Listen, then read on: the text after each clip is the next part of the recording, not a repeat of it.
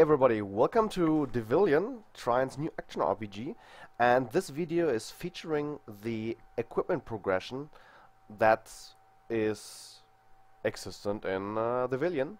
So, before we head into it, there are a lot of different types of enchantments, upgradings, crafts, blah blah blah blah blah blah.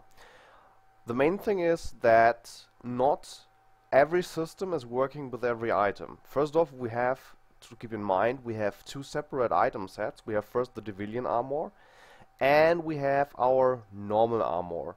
And so it is e.g. not possible to use enchantments on the normal armor, so you only can enchant those Devilian stuff. We'll just go through everything step by step and take a look what is basically possible which with. First, everything you need to know about salvaging is you have an item, you left click the item, it's showing you how much it costs, and in result it's giving you salvages items. You also see, if you take a look below the set properties, it's showing you what you get when you salvage an item, so you know beforehand what you can actually get when you disassemble or when you salvage the item. Those things can be used for various things. The magic dust is needed for crafting. We're going into that later soon. So this is the salvaging system. There is not much to talk about. You can do it whenever you are, wherever you are, even in combat or even while riding. Yeah, that's it. So the next thing we are looking at is the crafting. The cool thing about crafting in this game is you can do it everywhere. Like, you don't need to head to town to that special guy or the special station where you're actually going to craft your equipment or you craft your things. No, you can do it wherever you are. You just click the craft button in your inventory and then you get a list of items which you all able to craft. If you want to see all recipes that are possible for you to craft, you just uncheck the box and then you can see everything. And I see I can level 3 poison essence, would cost me 9 poison elements and 45 wild azalea, and then I would get my poison level 3 essence. So for that we have the crafting, and then we can like craft our health potions. We can our Devilian health potions, like you cannot use both on the other side. You always see what materials do you need.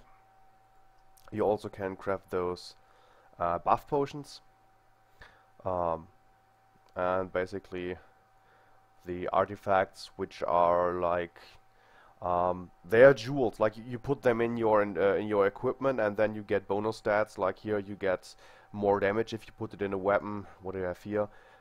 Crit chance if we put it in the stuff, and it's also always telling you where you can put it. Those artifacts can be removed, but we are going a little bit later on them because I'm showing you a little bit more of them. Most thing that you're going to craft like unlimited times is the talisman box or the sacrificial talisman box. Those are basically those is the like the way where you're going to get your talismans from. Like you just destroy all the stuff and then you try to get those legendary talismans for your talisman set. This for the crafting part. Next thing we're going to talk is, let's go for the artifacts next. Artifacts, I already explained, are the things that you can socket into your weapon. We will do that soon. I will socket into this sword. But first, you can also upgrade artifacts by placing them in the Enchant Artifact tab, and then you can plus them. So I can put in, I don't have the required materials for that, but you see, you're paying the gems that you need, you are getting the materials to upgrade, and then you go for it. And you see, it's always showing you how far you can upgrade with those things. So with that G1 red gem, I can upgrade up to +2. And the Kel's tier or the Ale's tier are for the +8 upgrades. In addition to that, let's just check the crafting back. We have not only like, we have this one, yeah, you see, right? And then we have the better one, which is giving you on the level 1 a lot stronger artifact that you can also plus, but therefore we need like we need G2 red gems, and so on and so on. The good thing here is like it's really easy to craft those. You get basically your gems, and if you want to have the next here, you just right click it. It's asking you if you want to promote 4 to 1. You click OK, and then you get your red one as fast as possible and as easy as possible. So, and then, like I said, basically you go for it. You upgrade the stuff to the level you want, and you increase its power. It's always showing you on the right side on what power level you get after. So, for that, if we have the things here, you basically just left click the item, left click it on the weapon. It's asking you if you want to settle it, socket it. You see the new attack power, and you see what is from the thing.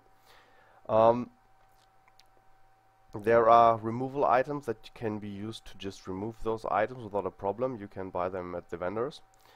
But let's keep going. Let's go for the fusing. Why not? Fusing is basically you need twice the same item. Like we have this traveler blades, and then I need another pair of traveler blades, and now I have those. And fusing in this thing doesn't mean that you will get both stats, but you can fuse the bonus stats from one item to another. Let's assume I want to hold the left one. Yeah, let me select the left one. Then I'm getting from the second one the stats on it, or when I said I want to hold the right one, then I get the left things fused. So you're basically fusing the main stat with the second stat.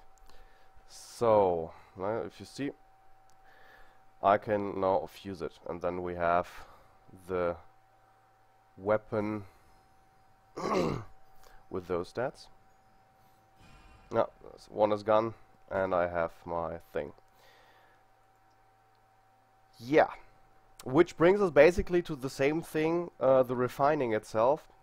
I currently don't have a refine stone, but if you put your item into the refine interface, you're seeing the current stats, and you see the min and max rolls of those stats, the possible ones below here. If I'm going to refine, it's re-rolling those stats, and after that it's letting me choose if I want to get the new stats or if I want to stick with the old stats. So if you got a higher roll, you take the new ones. If you get a lower roll, you take the old ones. Basically easy as well. So then we have the enchanting left. Enchanting is increasing Devilian's bonus things, as you see. Also, again, you see what type of bonus you get from the enchantment. So each time you upgrade your stuff, you get higher stats on it. It's also telling you on the items, Devilian defense is increased based on the level of enchantment. So like the whole game is basically telling you what's going to happen if you do this. So if you're able to read through those informations, you will never have a problem on knowing what actually you are doing right now. So looking on that, the last thing is missing, the branding runes. The branding runes is also some kind of enchantment thing, but you can only do this on high level equipment. Then you basically gain the bonuses which are on the brandings.